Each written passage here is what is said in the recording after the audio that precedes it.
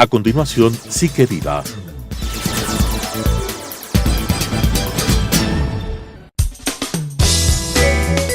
Clasificación A. Apto para todo público.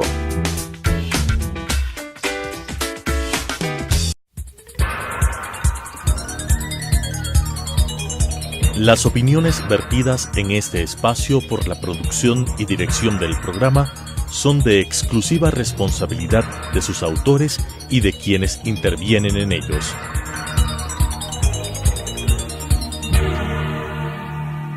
Telesucesos Canal 29 UHF presenta Psique Viva, un espacio interactivo de información sobre psicología en la actualidad, con la conducción de Natalia Cisneros y Elisa Narváez. Psique Viva. Bienvenidos a Psique Viva, un espacio para hablar de psicología en la actualidad. Yo soy Natalia Cisneros, psicóloga clínica, y estoy aquí con mi compañera Elisa Narváez. Psicóloga clínica también, y nos especializamos en infancia y adolescencia. Hoy vamos a hablar un poco del tema que nos quedó inconcluso la semana anterior sobre autismo. ¿Es el autismo una variante en el desarrollo o es una disfunción? Entonces Natalia nos va a recordar un poco qué fue los aportes que dio la semana anterior sobre el autismo y sobre el espectro autista como término. Claro, bueno, la semana anterior, para los que nos vieron, podemos recordar que el autismo está catalogado como un trastorno en el Manual Diagnóstico y Estadístico de los Trastornos Mentales de la Asociación Americana de Psiquiatría. El autismo presenta ciertos déficits en áreas específicas, que son la comunicación social, la empatía y los trastornos y ciertos aspectos comportamentales. Entonces, la anterior semana revisamos ciertas teorías que explican qué es el autismo y pusimos especial énfasis en una teoría que fue postulada por Baron Cohen, que se llama la teoría de la empatía y sistematización. Y esta teoría es muy importante porque esta teoría no ve al autismo como un trastorno o una enfermedad o algo que está mal. Esta teoría ve potenciales, habilidades y toma el lado positivo del autismo, lo que nos ayuda a trabajar en el autismo desde el lado de la inclusión. Bueno, yo quería preguntarte un poco, que volvamos a lo que es el espectro autista, porque me llamó mucho la atención. Bueno, ya sabíamos que es como un abanico de diferentes opciones dentro del autismo, ¿no? Entonces, un poco para recordar también ¿a qué te refieres con espectro autista? Claro, la noción de espectro es muy importante porque hasta antes del 2013 no se hablaba de espectro. ¿Qué es un espectro? Pensemos, como ya dijo mi compañera, en un abanico. Es decir, el autismo se presenta de diferentes formas, con diferentes grados de intensidad.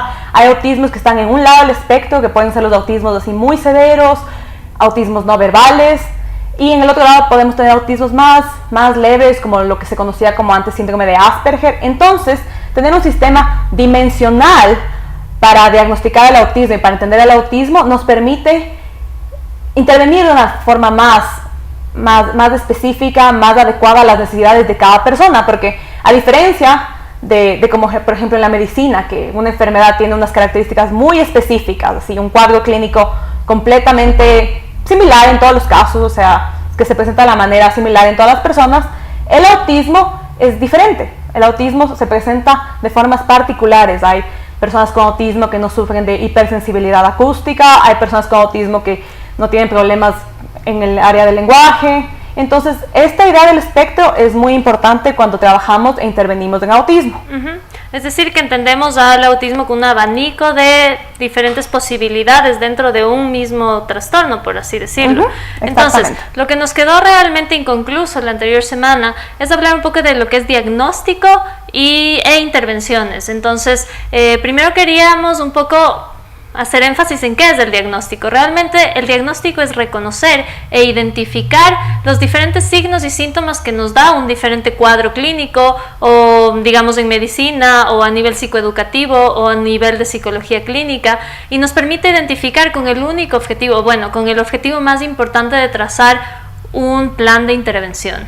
Entonces, si vamos a hablar de diagnóstico, siempre nos vamos a enfocar un poco de cómo este diagnóstico o esto que me está ayudando a hablar del autismo me permite trazar un plan de intervención específico para poder apoyar a estas personas que tienen este trastorno, por así decirlo, dentro de la sociedad, dentro de las adaptaciones de la escuela, del colegio. Se escucha mucho actualmente sobre el autismo dentro de los colegios, sin embargo no se escucha mucho sobre el autismo en adultos, ¿no? No se escucha mucho sobre el autismo dentro de las instituciones organizacionales, de los trabajos. Entonces, ¿qué piensas tú que cómo se desarrolla el autismo? Este es un punto interesante el que tú topas, Elisa, porque nunca escuchamos de los autistas adultos, por ejemplo, de personas adultas con autismo, y es porque tal vez le damos mucho énfasis al autismo durante la infancia. De ahí deberíamos preguntarnos qué pasa con estas personas que tenían autismo, fueron diagnosticadas. Y de hecho, estamos enfatizando en el término del diagnóstico, no porque estemos considerando que el autismo tal vez es un trastorno o algo patológico, tal vez más bien sabemos que el diagnóstico tiene una utilidad a nivel social, una utilidad también para, por ejemplo, como Elisa ya mencionó, las adaptaciones curriculares en los niños pequeños o a lo largo de la escuela. Que bueno, vamos a hablar también de cuáles son los ejes de intervención después de una pequeña entrevista que vamos a tener en unos minutos. Y exactamente, con la entrevista queremos también que ustedes sepan que el autismo necesita la intervención de diferentes profesionales. No solo las psicólogas o los psicólogos nos encargamos del autismo, sino cuando identificamos un caso de autismo es necesario que haya la intervención de diferentes profesionales, como en este caso psicólogas clínicas. Podemos también hacer uso del lado de la medicina de los psiquiatras, de los neuropediatras, los terapistas del lenguaje. Entonces una serie de profesionales puede ayudar a que la vida de una persona con autismo mejore y se hagan intervenciones adecuadas al rango de edad y se entienda la condición de una manera global y una manera adecuada. Bueno, entonces la pregunta que nos quedó un poco también, ¿es realmente el autismo una variante del desarrollo o es una disfunción? La respuesta que tuvimos a través del desarrollo de todo lo que hemos hablado es que es una variante del desarrollo. Y si no hablamos de una disfunción, sino de una variante específica del desarrollo, ¿realmente hablaríamos de diagnóstico? Desde esta perspectiva no hablaríamos de diagnóstico. Sin embargo, es súper importante identificar cuáles son los rasgos y características de cada una de las personas con las que trabajamos, en especial si tienen el diagnóstico de autismo, para poder saber cuál es el plan de acción. Entonces, técnicamente, según lo que hemos hablado, no se hablaría de un diagnóstico, pero a nivel práctico, a nivel de trabajar con estas personas, puede ser una herramienta sumamente útil si se trabaja a nivel interdisciplinar. Eso quiere decir con varios profesionales, y incluido la familia, realmente. Entonces, es muy importante también este énfasis de que la familia comprenda que la persona con autismo no tiene algo que es patológico o negativo, sino es una forma distinta de funcionar. En este caso, claro, como Elisa ya mencionó, es importante hacer énfasis en que el diagnóstico, si hablamos de un diagnóstico, no es para patologizar a la persona o etiquetarla de forma negativa, sino es para que, por ejemplo, en una escuela, alguien que no está familiarizado entienda qué es el autismo.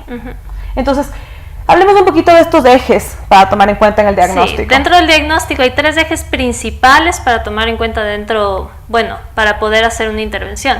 El primer eje es la interacción social, la comunicación social y los patrones de comportamiento. Son las 3 cosas que realmente se ven afectadas dentro del autismo. Hay un cuarto que no sabríamos bien dónde situarlo, que es la hipersensibilidad auditiva que tienen muchas personas con autismo. Sin embargo, no se generaliza a todos. Entonces, dentro de estos 3 ejes, cuando hablamos de lo que es comunicación social, podemos hablar de la dificultad que tienen las personas con autismo de comprender las metáforas. Si hablamos de esto, es cómo ellos toman el lenguaje súper literal. Eso quiere decir que para ellos una cuchara es una cuchara y no una calle que no tiene salida. Pongo un ejemplo de un caso que tuve una vez, de una chica de 16 años diagnosticada con trastorno de Asperger, que le dices, bueno, vamos a darnos la vuelta en la cuchara, y ella dice, pero ¿cómo nos vamos a dar la vuelta en la cuchara? Entonces se le explica literalmente que una cuchara es una calle que no tiene salidas porque se simula a una cuchara, y ella responde, entonces una calle con muchas salidas se llamaría tenedor. Entonces es un simple ejemplo de cómo la metáfora dentro de de las personas con autismo se puede ver realmente afectada, y esto afecta en lo que es la comunicación social, tomar las cosas súper literal.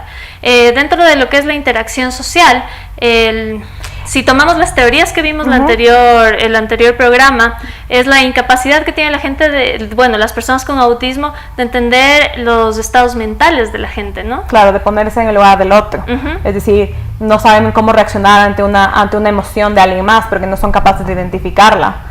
Y eso definitivamente causa problemas a nivel de interacción social, y es lo que la teoría de Baron-Cohen, empatía y sistematización, planteaba, que a estas personas con autismo se les puede enseñar a responder empáticamente. Hay programas para enseñarles cómo se responde con empatía.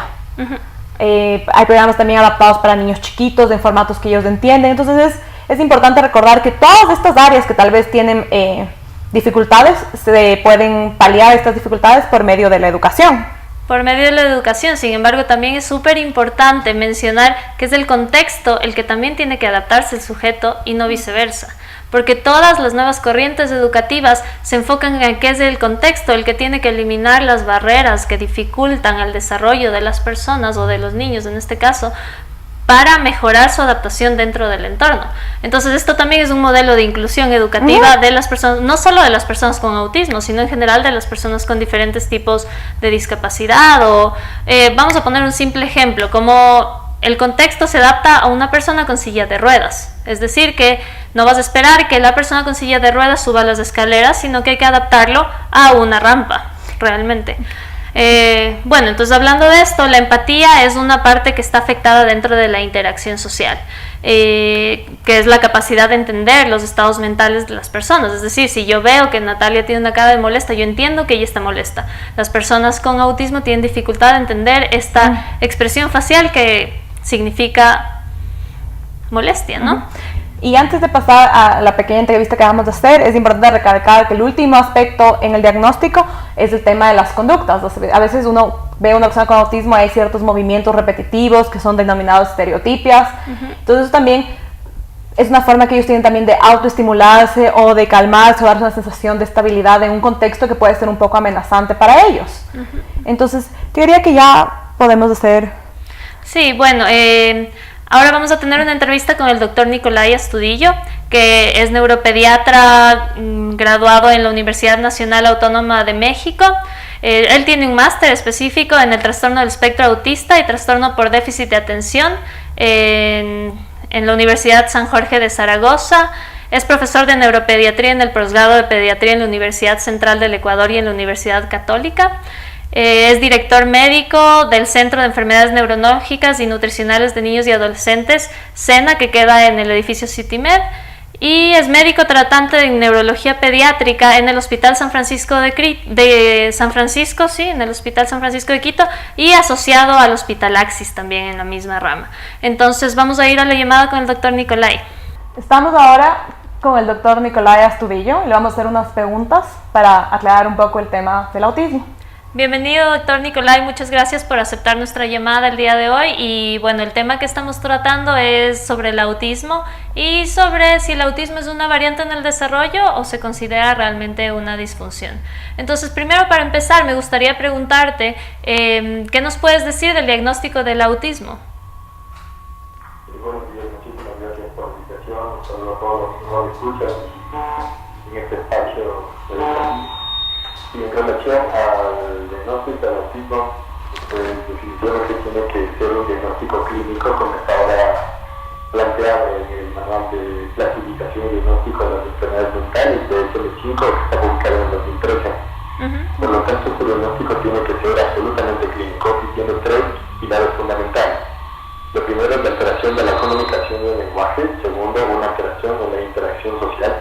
Y tercero, aquellos niños que pueden tener patrones de actividades de intereses muy restringidos, es decir, solamente tienen intereses específicos por cierta cosa. Entonces, reafirmando, el diagnóstico tiene que ser clínico bajo estos tres pilares fundamentales. Ah, ya, perfecto. Y de lo que tú dices, bueno, son tres signos específicos, ¿verdad? Lo que yo quería también preguntarte un poco, ¿cuál es el diagnóstico diferencial? ¿Se puede diferenciar realmente de algún otro trastorno o es simplemente en estos existen los tres? Si cuando uno hace un diagnóstico diferencial en relación al trastorno del espectro autista, existen varios trastornos con los que se puede confundir y los que se tiene que descartar. Lo que las características del trastorno del espectro del autismo pueden ser muy parecidas de otros. Todos estos trastornos están dentro de un gran capítulo que son los trastornos del neurodesarrollo, que están justo en este texto que es del DSM-5. Dentro de todos estos trastornos se tienen que descartar, por ejemplo, o diferenciar del autismo el trastorno por déficit de atención y hiperactividad, el trastorno de movimientos estereotipados, el trastorno de ansiedad o depresión, trastornos del desarrollo del lenguaje como trastornos de lenguaje expresivo y por otro el trastorno de la comunicación pragmática. Es decir, todos estos trastornos pueden tener características muy similares al trastorno del espectro autista o autismo y por lo tanto en el momento del diagnóstico es muy necesario hacer esta diferenciación para no cometer errores en la percepción propia del autismo. Claro, sí. Bueno, es súper importante también lo de hacer el diagnóstico diferencial, porque también depende del diagnóstico cuál va a ser la intervención realmente.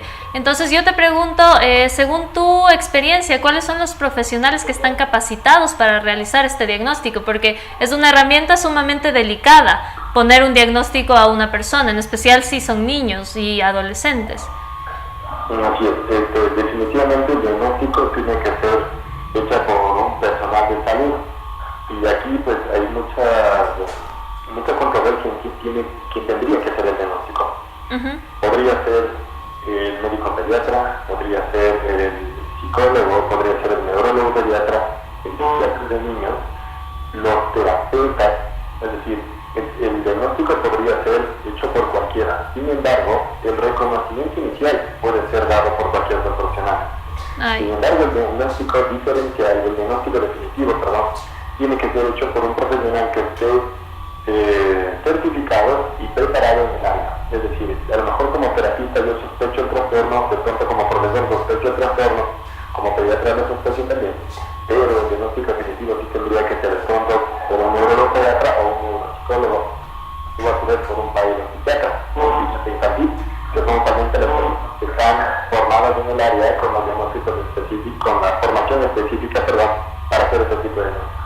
Ok, entonces realmente cualquier personal de salud que haya tenido una formación sobre el autismo puede hacer un diagnóstico basándose también en lo que es el diagnóstico diferencial de todos los trastornos del desarrollo.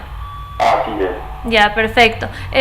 ¿Cuáles consideras tú que son los ejes de la intervención después del diagnóstico? ¿Qué camino se toma? ¿Y cuáles son los ejes en los que se tiene que abordar el autismo? Claro que sí.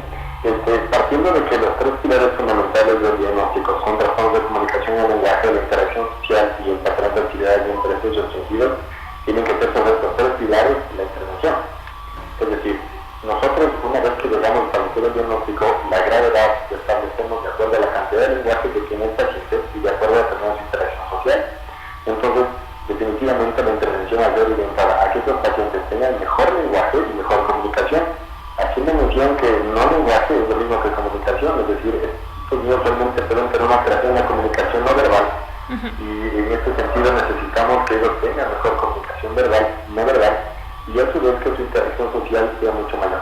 Estas dos herramientas que estos niños usualmente carecen hacen que ellos puedan relacionarse de mejor manera con su entorno, con sus similares y estar más funcionales, vamos a decirlo así, más capaces de desempeñarse mejor en una área social. Entonces, de lo que dices, realmente la intervención es tanto a nivel individual como a nivel grupal también, ¿verdad? Definitivamente, la intervención individual tiene que ser orientada hacia la cantidad de lenguaje, el tipo de lenguaje que tengo que hacer, y definitivamente su intervención en un grupo para mejorar la interacción es extremadamente necesaria. Ok, y hablando un poco de tu campo en específico, ¿cuál sería el rol que tiene el neuropediatra en la intervención con autismo?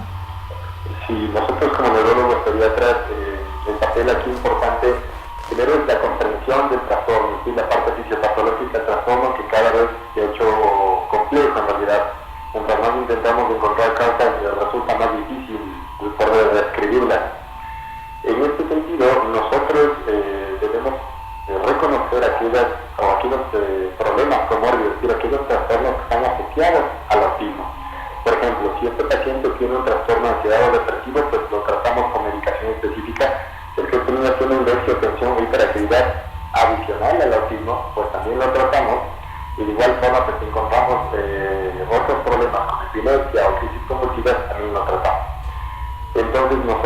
El neurólogo recomendable está para valorar inicialmente un paciente quien ha sido o ha tenido la sospecha de un trastorno del autismo, categorizarlo de acuerdo a las características del DSM-5, solicitar un apoyo a profesionales formados en el área, en este caso, por ejemplo, neuropsicología, y que le hagan pruebas específicas como usted va a dar guiado.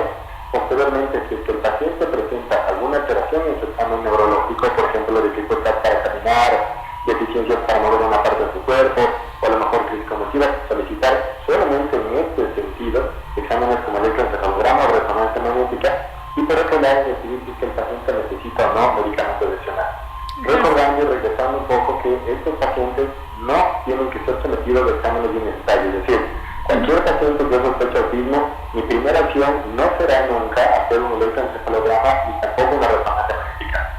Estos exámenes únicamente nos dictarán cuando el examen neurológico presente alteraciones específicas. Perfecto. Tú mencionaste algo súper importante que llama la atención también a las familias que pueden estar sospechando algo de autismo, que es la medicación.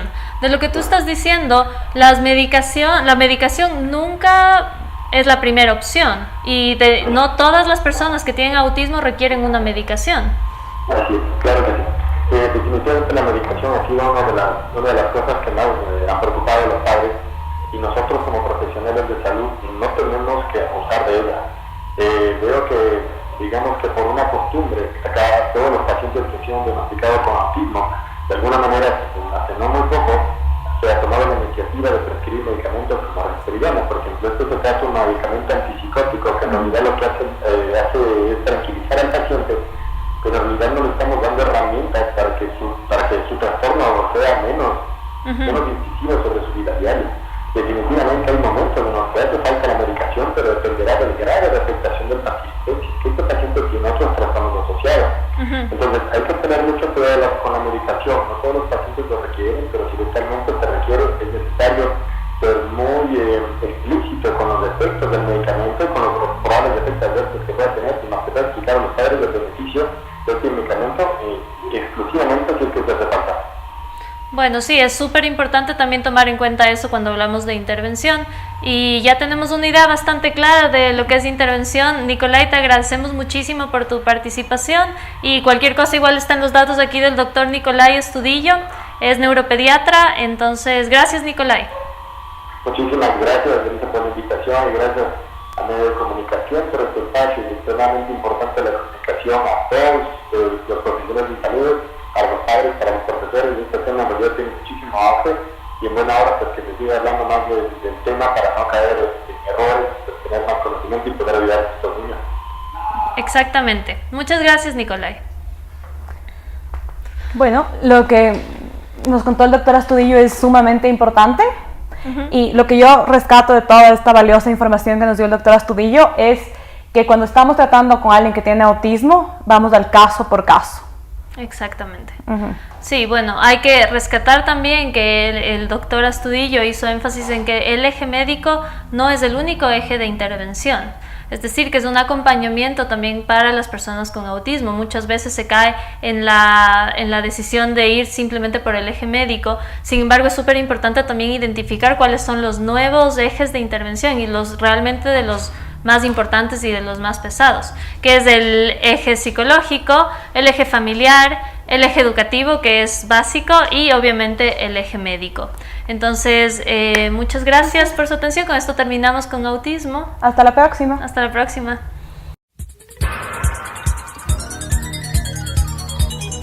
Las opiniones vertidas en este espacio por la producción y dirección del programa son de exclusiva responsabilidad de sus autores y de quienes intervienen en ellos.